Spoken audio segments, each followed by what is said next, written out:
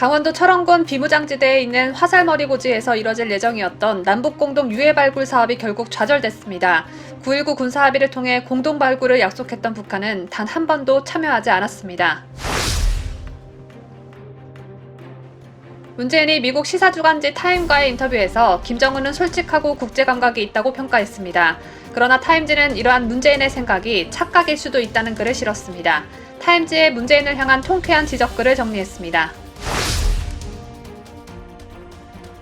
국가정보원 전직 직원들이 신영복에 글씨체가 적힌 원운석으로 국정원 앞을 장식한 박지원 국정원장을 파면하라는 시위를 벌이고 있습니다. 이들은 문재인이 박지원을 파면할 때까지 시위를 계속 이어간다는 방침입니다. 김종인 씨가 최재형 감사원장을 띄우며 대선 판짜기에 나섰다는 분석이 나오고 있습니다. 개헌 대통령이라는 대선 의제를 꺼내들며 김종인 본인의 등판을 준비하는 것 아니냐는 해석이 나옵니다. 윤석열 전 검찰총장이 대선 선언 장소로 윤봉길 의사기념관을 선택했습니다. 윤봉길 기념관은 황교안 전 미래통합당 대표가 정치 선언을 한 곳입니다. 윤 전 총장의 이 같은 선택이 어떤 의미를 내포하고 있는지 분석해봅니다. 시니어 유튜버로 평가받았던 강성태 씨가 자신의 유튜브 채널을 통해 현재 대학생 신분으로 청와대 1급 비서관이 된 박성민 전 민주당 최고위원 사태를 비판했습니다. 구독자 수 101만 명의 공부의 신이라는 유튜브 채널에서 강성태 씨가 청와대를 비판함으로써 대깨문들에게서 탈출한 것이란 평가가 나옵니다.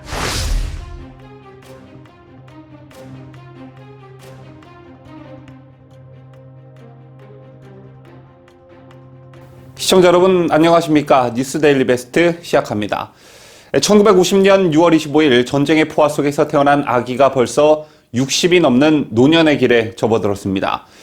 인구의 절반에 해당하는 6.25를 경험하지 못한 젊은 층들에겐 교과서 속에서만 기억하는 과거 속의 한 사건으로 6.25 전쟁은 남아있을 뿐입니다. 하지만 6.25 전쟁은 우리가 반드시 기억해야 할 아직도 끝나지 않은 현재 진행형입니다. 그 이유는 북한이 그때나 지금이나 한치도 변하지 않았기 때문이죠. 그때나 지금이나 북한은 여전히 우리에게 위협적인 존재입니다. 범여권의 국회의원 180여 명이 지난 6월 17일에 종전선언 국회 비준 동의를 위한 정부안 제출과 평화협정의 체결을 촉구하는 기자회견을 열었습니다. 민족 최대 비극 6.25를 일주일 앞두고 국가 존망에 결정적인 영향을 미칠 종전선언을 국민적 합의 없이 거대 의석수를 앞세워 일방적으로 국회에서 비준하겠다는 뜻을 천명한 것입니다. 이들은 2018년에 4.27 판문점 선언과 6.12 싱가포르 공동성명을 종전선언과 평화협정 체결의 근거로 삼고 있습니다. 아직도 김대중, 노무현, 문재인으로 이어지는 허망한 평화론에 속고 있는 국민들은 이들의 주장을 지지할지는 모르겠으나 일체의 적대행위 중단을 핵심으로 하는 4.27 판문점 선언은 작년 6월 16일 북한이 남북공동연락사무소 건물을 폭파하고 대한민국 정부를 향해 잇따라 선전포고성 비난을 쏟아내면서 이미 폐기된 거나 다름이 없습니다. 또한 6.12 싱가포르 회담은 2019년 2월에 하노이 정상회담에 의해 이미 용도 폐기되었다고 할 수 있죠. 4.27 판문점 선언 비준 동의안은 20대 국회에서 이미 폐기된 바 있습니다. 그런데 21대 국회로 바뀌었다고 해서 또 180석의 거대한 의석을 가지고 있다고 해서 동일한 사안을 놓고 국회가 정부의 동의안 제출을 촉구하는 집단 행동을 한다는 것은 국민을 기망하는 일입니다. 평화는 구호로 이루어지는 것이 아니죠. 180석을 차지하고 있는 이들은 밑도 끝도 없는 평화를 외치고 있습니다. 그런데 실상은 어떻습니까, 여러분? 멀리 갈 곳도 없이 북한의 김여정은 2020년 6월 13일에 대북전단 살포를 문제 삼으며 멀지 않아 쓸모없는 공동연락사무소가 형체도 없이 무너지는 비참한 광경을 보게 될 것이라고 노골적으로 대한민국을 협박했고 이를 결국 이행했습니다.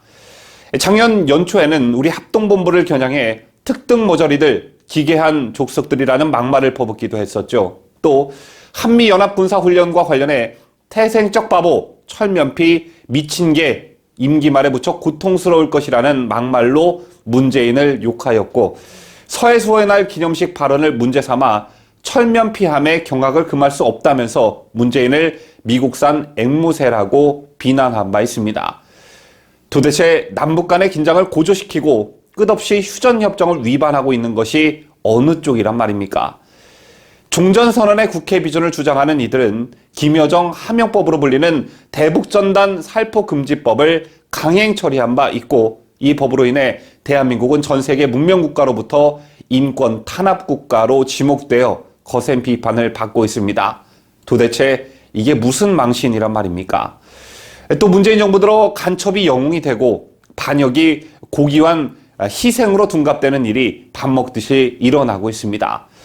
통역당 사건의 주범이자 간첩죄로 복역한 신용복이 국군 통수권자가 존경하는 사상가로 둔갑하고, 자진월북해서 북한 정권 창출과 6.25 기습 남침에 앞장섰던 김원봉이 국군 창설의 뿌리요 한미동맹의 토대로 미화되고 있습니다.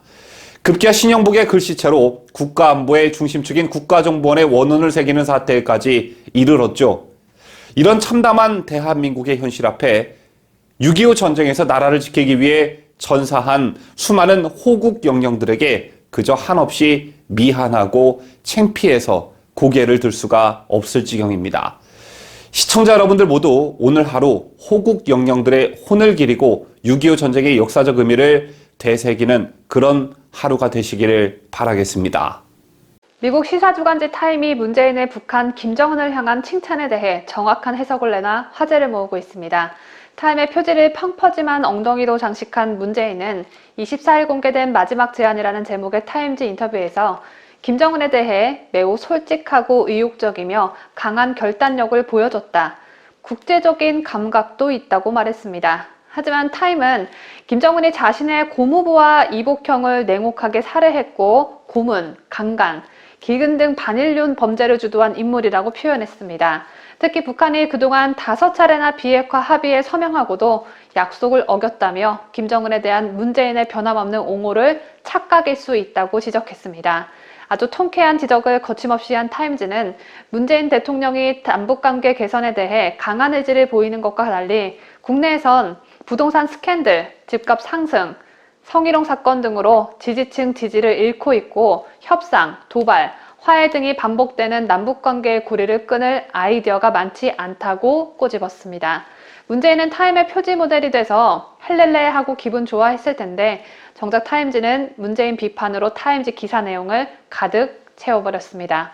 한편 타임이 문재인 사진을 고의적으로 이상하게 찍어 올린 것 같다는 네티즌들의 반응도 화제입니다.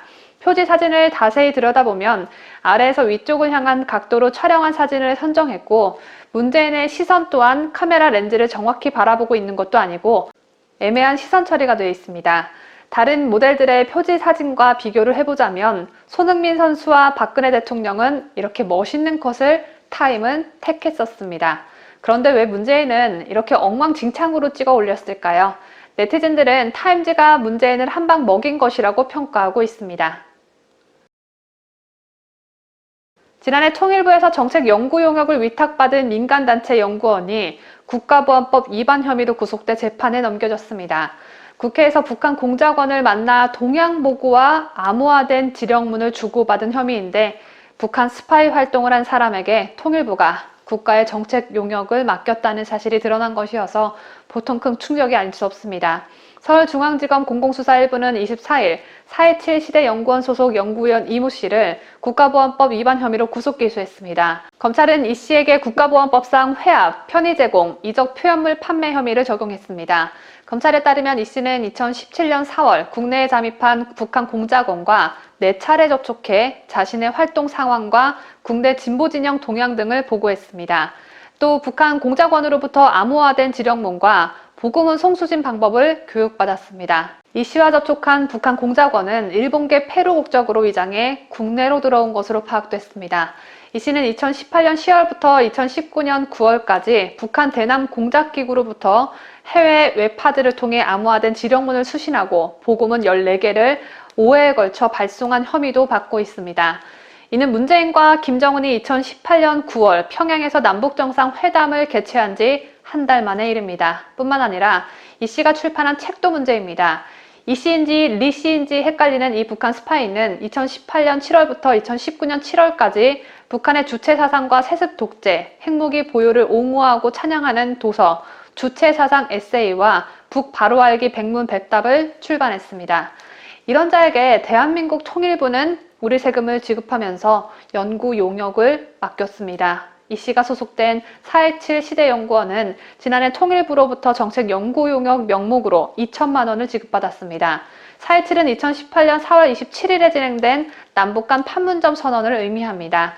이와 관련해 국회 외교통일위원회 소속 조태용 국민의힘 의원은 통일부가 북한 공작원 지령을 받은 연구위원이 있는 단체에 정책 용역 계약을 주는 참담한 상황이 벌어졌다며 대한민국의 영토에서 북한 공작원이 활보하고 있는 상황에서 여당은 남북비준 동의안이 아니라 안보 상황을 점검하는 시간을 가져야 한다고 지적했습니다.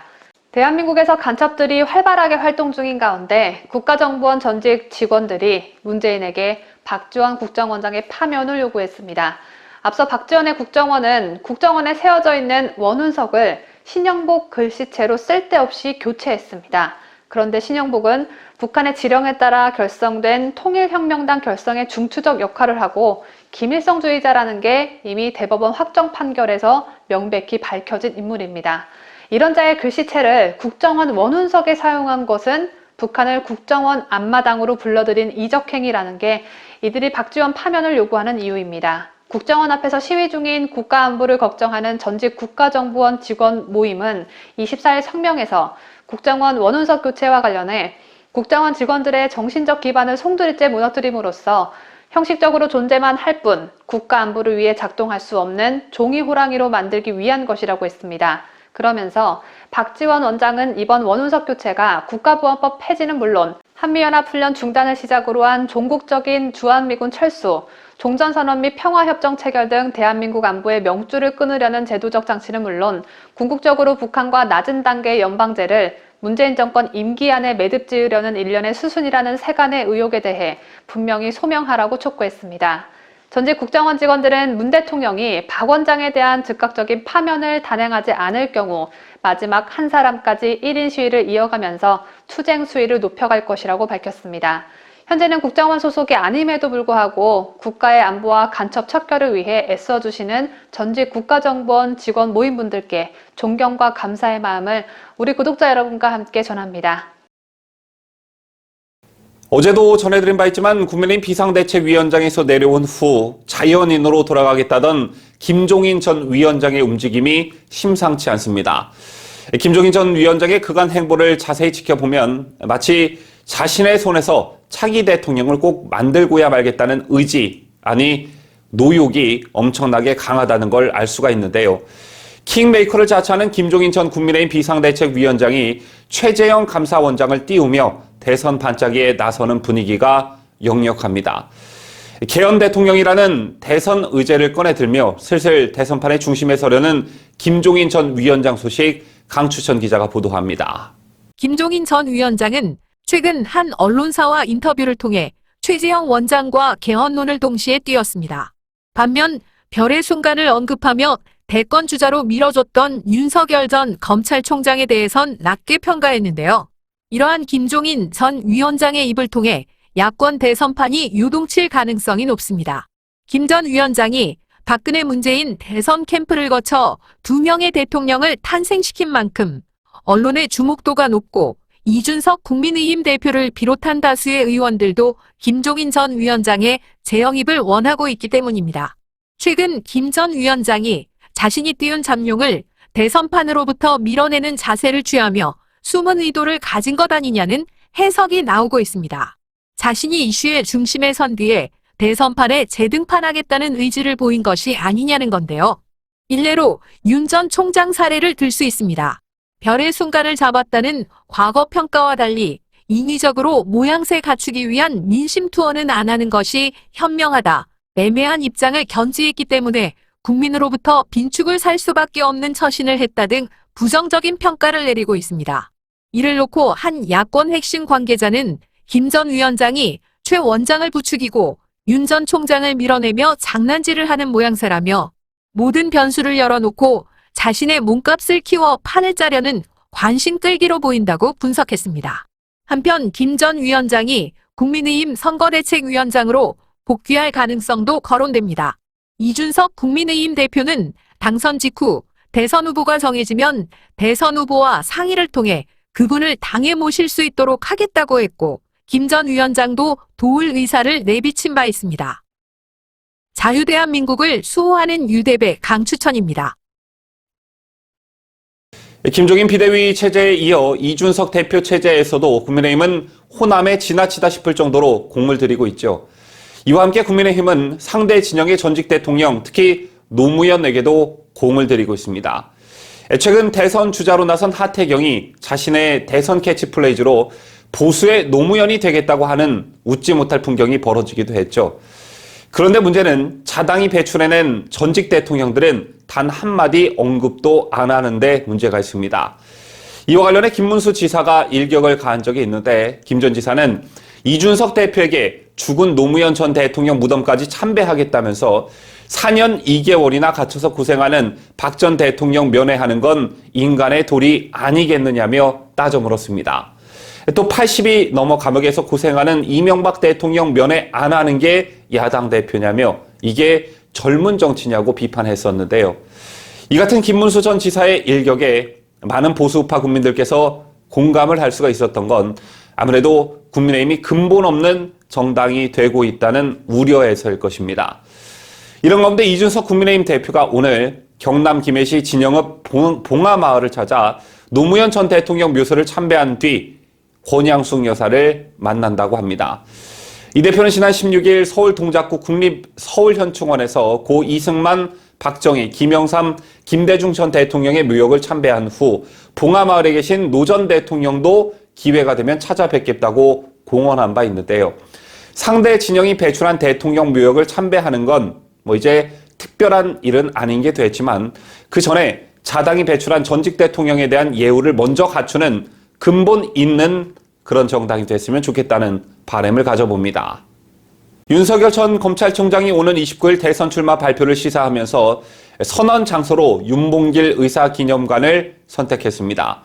윤봉길 의사기념관은 2018년 황교안 전 자유한국당 대표가 정치 입문을 선언한 곳이기도 하죠. 앞서 황 전 대표는 2018년 9월 여기서 에세이집 출판 기념회를 열고 정치 참여를 시작한 바 있습니다. 그렇다면 윤석열 전 총장이 윤봉길 의사기념관을 선택한 것이 어떤 의미를 내포하고 있는지 보도에 김자유 기자입니다. 윤 전 총장 측은 대선 출마 발표 장소로 윤봉길 의사기념관을 선택한 것과 관련해 기념관은 대한민국 독립의 밑거름이 된 독립운동가 윤 의사의 숭고한 애국정신을 기리는 곳이라며 선조들이 목숨을 바쳐 만든 대한민국 건국의 토대인 헌법정신을 이어나가겠다는 의지를 국민들께 보여드리기 위한 것이라고 밝혔습니다. 윤 전 총장은 애국과 헌법, 위국헌신 등의 가치를 줄곧 강조해왔는데 독립운동가 정신을 상징으로 내세우겠다는 뜻으로 읽혀집니다. 지난 9일 첫 공개 행보를 한 것도 우당 이회영 선생 기념관 개관식이었는데 우당 선생도 항일투쟁에 앞장섰던 인물입니다. 이 밖에 윤 전 총장의 아버지인 윤기중 연세대 명예교수가 윤봉길 의사 기념사업회의 상임이사로 활동하는 등 인연이 있다는 것도 장소 선택에 영향을 줬을 것이란 분석도 나오고 있습니다. 일각에서는 윤봉길 의사가 충청도 출신이라는 것을 두고 충청 지역 민심을 염두한 포석이라는 분석도 나왔습니다. 다만 윤봉길 의사 기념관은 2018년 황교안 전 자유한국당 대표가 정치 입문을 선언한 곳입니다. 앞서 황 전 대표는 2018년 9월 여기서 에세이집 출판 기념회를 열고 정치 참여를 시작했는데요. 때문에 갈팡질팡하거나 모호한 대국민 메시지, 언론과의 소통 문제 등에서 비판을 받았던 황교안 전 대표와 윤 전 총장이 오버랩될 수도 있다는 분석도 나오고 있습니다. 자유대한민국을 수호하는 뉴스데일리 베스트 김자유입니다. 무소속 홍준표 의원이 정치적 고향인 국민의힘에 드디어 복당했습니다. 그동안 이 복당 문제와 관련해 참 말도 많고 탈도 많았었는데요. 지난해 3월 총선을 앞두고 공천 배제에 반발해 미래통합당을 탈당한 지 1년 3개월 만인데, 지금 이 시점이 대선을 앞둔 시기라 홍준표 의원의 복당이 대선판에 어떤 영향을 미치게 될지 관심이 모아지고 있습니다. 홍준표 의원도 본격적인 대선 출마 작업에 나설 것으로 보여지는데요. 국민의힘은 어제 최고위원회를 열고 홍 의원의 복당 안건을 만장일치로 의결했습니다. 지난해 3월 공천에 불복해 탈당한 뒤 1년 3개월여 만에 친정 복귀인데요. 당내 찬성 기류가 강했던 데다가 이준석 신임 대표도 늦출 이유가 없다고 누누이 밝혀온 만큼 예상대로의 결과였습니다. 대권 도전을 앞두고 복당이라는 시험대를 넘은 홍 의원은 기자회견을 열고 어쩔 수 없이 떠나야 했던 맏아들이 돌아왔다며 소회를 밝혔습니다. 이어 밖에서 머문 시간 동안 자신을 돌아보고 오직 대한민국의 미래만 생각했다면서 대선 출마의 각오도 강하게 내비쳤습니다. 정권 교체를 반드시 이뤄내야 합니다. 이 모든 것을 위하여 저는 하늘의 미랄이 될 것을 당원과 국민 여러분께 굳게 약속드립니다. 당내 대권 주자인 유승민, 하태경, 원희룡 등의 지지율이 미미한 상태에서 그나마 두 자릿수 지지율을 기록하고 있는 홍준표 의원이 국민의힘에 복당하며 국민의힘 당내 대권 진영이 한층 견고해지는 모양새입니다. 또한 홍 의원이 이른바 윤석열 저격수로서 각을 세우며 존재감을 넓혀가고 있는 상태에서 야권 대선 지형에 어떤 영향을 미칠지 관심이 모아지고 있습니다. 민주당의 국회의원뿐만 아니라 대통령 후보자도 국가권익위원회의 부동산 투기 조사를 받도록 하는 법안을 발의했습니다. 대통령이 된 자도 아니고 대통령이 되고자 하는 사람들까지 모조리 다 검증하자는 건데 민주당이 갑자기 이런 법안을 밀어붙인 이유는 윤석열 전 검찰총장의 장모를 겨냥한 것으로 보여집니다. 견고한 윤 전 총장의 지지도가 민주당은 참 무섭긴 한가 봅니다. 별의별 작전은 다 짜내고 앉아 있습니다. 24일 더불어민주당 대선 후보인 이광재 의원은 전재수 의원과 함께 대통령, 국회의원 등 고위공직자에 대한 부동산 투기 의혹 조사를 정례화하도록 하는 이해충돌방지법과 공직선거법 개정안을 발의했다고 밝혔습니다. 법안의 골자는 권익위 내에 특별조사단을 설치해 매년 대통령, 국회의원, 지방자치단체장 등 고위공직자에 대한 부동산 투기 의혹 조사를 실시하고 대선과 총선, 지방선거에서도 후보자를 대상으로 조사를 의무화하는 것입니다.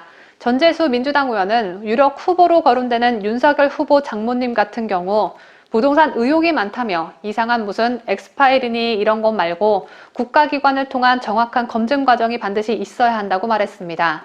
윤 전 총장의 장모가 받는 혐의들이 하나둘씩 무혐의 결정이 나다 보니 민주당 출신의 전현희가 수장으로 있는 권익위에 의지하고자 하는 민주당의 속내가 훤히 들여다보이는 소식이었습니다.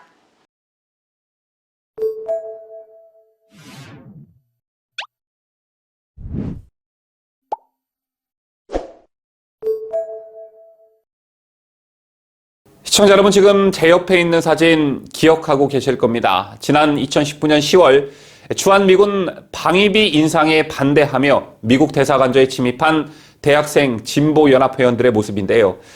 대진연 회원들은 사다리 2대를 동원해 서울 중동 정동에 위치한 미국 대사관저 담을 넘어서 마당에 기습 침입했습니다.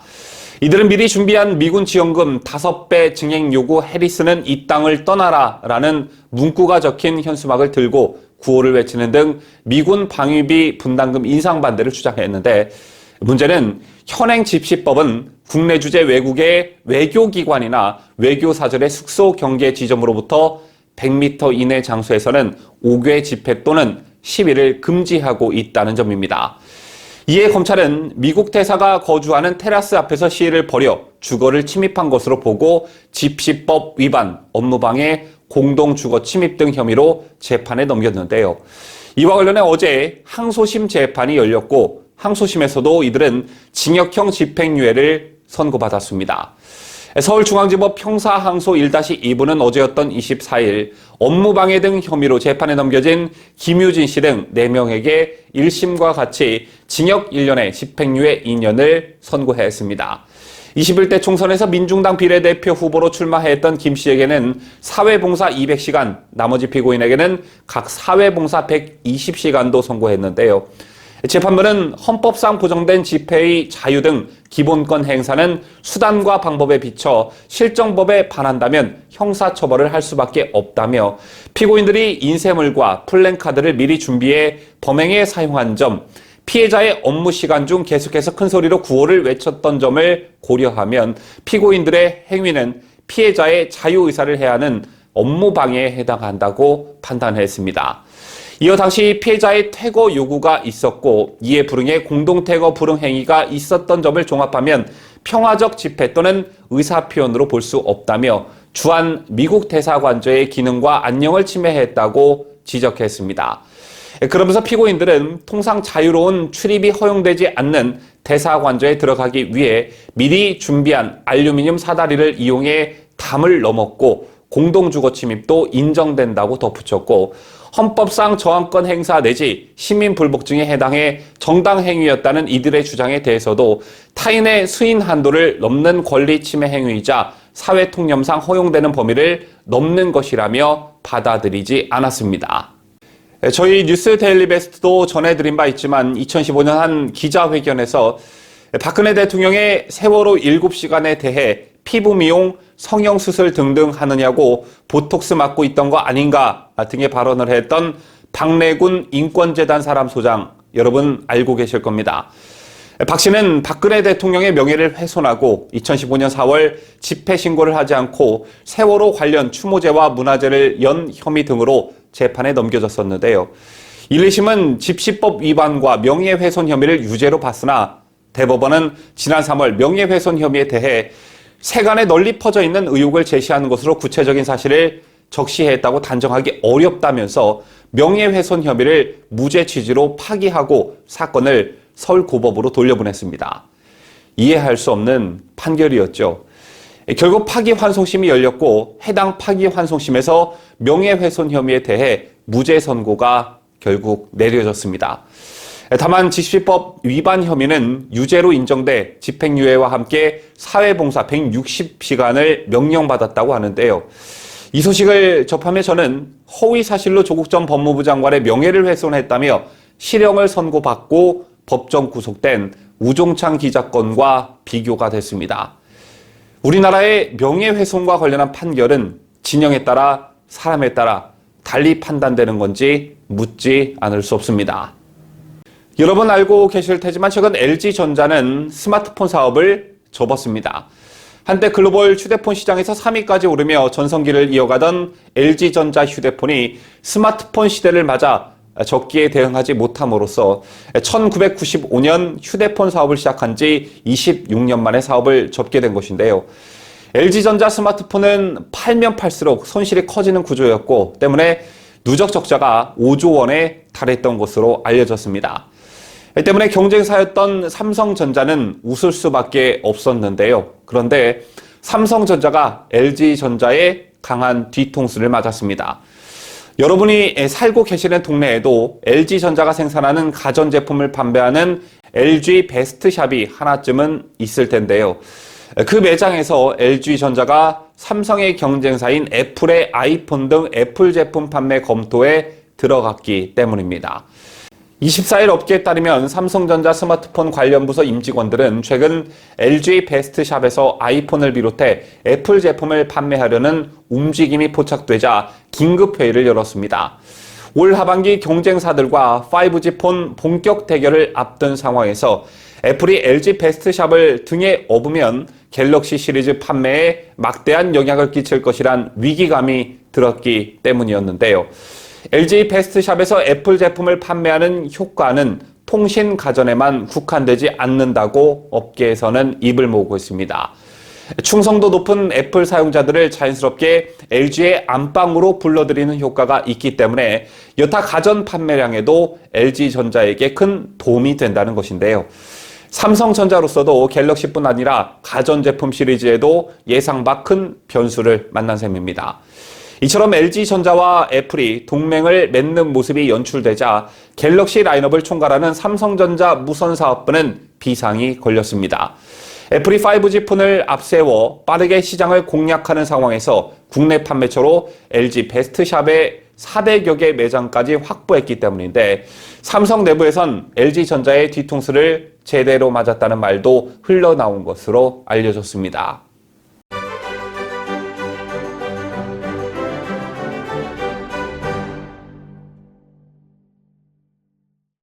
저희가 준비한 소식은 다 전해드렸습니다.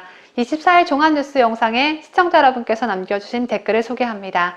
먼저 해피가이님께서 우리나라에서 의원 내각제는 나라 망하자는 얘기다. 정치 후진국 국회의원들이 판치는 나라에서 말도 안 되는 얘기다. 문재인은 최악의 대통령이기에 문제가 많지만 대통령제가 문제인 건 아니다. 문재인이 문제인 거지라며 개헌을 꿈꾸는 자들을 꼬집어 주셨습니다.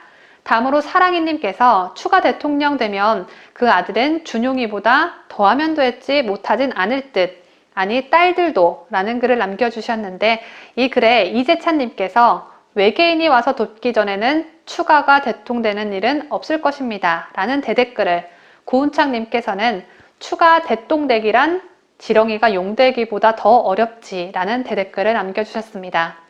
화나는 소식들에 치여 지쳐있는 제가 잠시나마 웃을 수 있는 재미난 댓글 남겨주신 구독자 여러분께 감사를 표합니다. 시청자 여러분의 의견은 저희에게 많은 도움이 됩니다. 오늘 영상에도 뉴스에 대한 의견 많이 남겨주십시오. 건강하고 즐거운 주말 만드시길 바라면서 오늘 뉴스 마치도록 하겠습니다. 끝까지 함께 해주신 여러분 대단히 고맙습니다.